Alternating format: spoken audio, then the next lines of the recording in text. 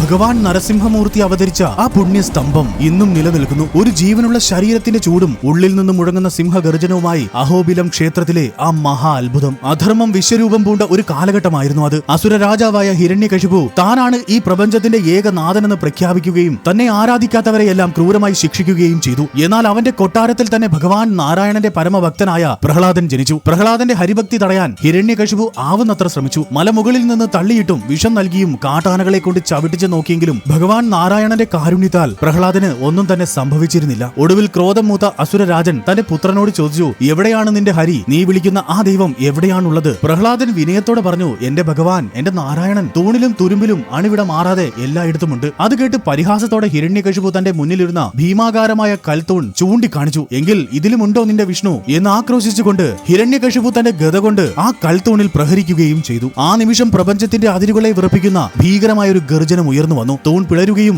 അതിനുള്ളിൽ നിന്ന് സിംഹത്തിന്റെ ശിരസും മനുഷ്യന്റെ ഉടലുമുള്ള അതിഭീകരമായ നരസിംഹമൂർത്തി അവതരിക്കുകയും ചെയ്തു. ആന്ധ്രാപ്രദേശിലെ കർണൂൽ ജില്ലയിലുള്ള നല്ലമല കാടുകളിലെ അഹോബിലം എന്ന സ്ഥലത്താണ് ഈ മഹാ അത്ഭുതം നടന്നതെന്ന് ഭക്തർ വിശ്വസിക്കുന്നു. ഹിരണ്യകശിപു പ്രഹരിച്ച ആ കൽത്തൂണിന്റെ ബാക്കി ഭാഗമാണ് മലമുകളിലെ ഉഗ്രസ്തംഭമെന്ന് ഭക്തർ വിശ്വസിച്ചു പോരുന്നു. ഇന്നും ആ ശിലയ്ക്കടുത്ത് ചെവി ചേർത്ത് വെച്ചാൽ ഭഗവാന്റെ ക്രോധത്താലുള്ള മുരൾച്ചയും ഒരു ജീവനുള്ള ഹൃദയത്തിന്റെ ഇടിപ്പും കേൾക്കാമെന്ന് ഭക്തർ വിശ്വസിക്കുന്നു. ഭഗവാന്റെ ചൈതന്യം ഇന്നും ആ സ്തംഭത്തിൽ സജീവമായി നിലനിൽക്കുന്നു എന്നതിന് തെളിവായി ഇതിനെ കണക്കാക്കുന്നു. ഹിരണ്യകശിപുവിനെ നിഗ്രഹിച്ച ശേഷം ഭഗവാൻ നരസിംഹമൂർത്തി തന്റെ നഖങ്ങളിലെ രക്തം കഴുകിയ കുളമാണ് രക്തകുണ്ഠം. ഇന്നും ഈ കുളത്തിലെ ജലത്തിന് ചുവപ്പ് കലർന്ന നിറമാണുള്ളത്. അഹോബിലം പർവ്വതനിരകളിൽ 9 ഭാവങ്ങളിലുള്ള നരസിംഹമൂർത്തികൾ കുടികൊള്ളുന്നു. ഗരുഡാദ്രി പർവ്വതനിരകൾ ആകാശത്ത് നിന്ന് നോക്കിയാൽ ചിറകു വിരിച്ചു നിൽക്കുന്ന ഗരുഡനെ പോലെ തോന്നിക്കും. ഭക്തർക്കിന്നും ആത്മീയമായ ഒരു അനുഭൂതിയാണ് അഹോബിലം. പ്രഹ്ലാദനെ രക്ഷിക്കാൻ തൂൺ പിളർന്നു വന്ന നരസിംഹമൂർത്തി ഭഗവാൻ ഇന്നും തന്റെ ഭക്തരെ കാത്തുരക്ഷിക്കാൻ അവിടെ ചൈതന്യമായി വസിക്കുന്നു എന്ന് വിശ്വസിക്കപ്പെടുന്നു. അഹോബിലം സന്ദർശിക്കുന്ന ഏതൊരു ഭക്തനും അവിടെ അനുഭവപ്പെടുന്നത് വാക്കുകൾക്ക് അതീതമായ ഒരു ആത്മീയ അനുഭൂതിയാണ്. പ്രകൃതി ഭംഗി നിറഞ്ഞ കാടുകളും ഗുഹകളും പർവ്വതങ്ങളും കടന്നുള്ള ഈ യാത്ര